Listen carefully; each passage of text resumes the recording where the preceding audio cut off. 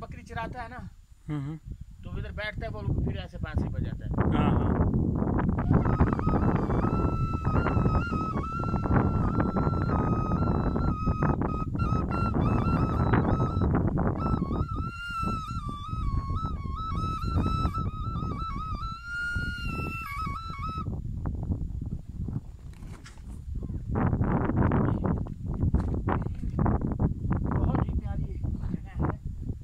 सकते हैं आपको हाँ हाँ, आजकल तो मौसम बहुत अच्छा है क्योंकि 1 महीने पहले बारिश हो गया, सब घास आ गया, सब ताजी ताजी नवाए। तो यहाँ पे ठंड रहती है 24 घंटे। ये जो नीचे से बादल हाँ हाँ, ऊपर उठता है इस जगह पे और गर्मी का मौसम में भी ठंड है, बहुत अच्छा। यहाँ पे नीचे से बादल उठता है, ये नीचे से, और जब जाके इस बड़ी पहाड़ी को टकराता है तो ऊपर जाके जमीन के ऊपर से चलता है।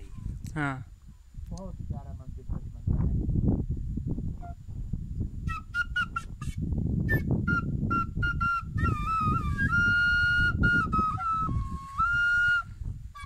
चलो उधर ही बैठेगा। ये ते है बकरी।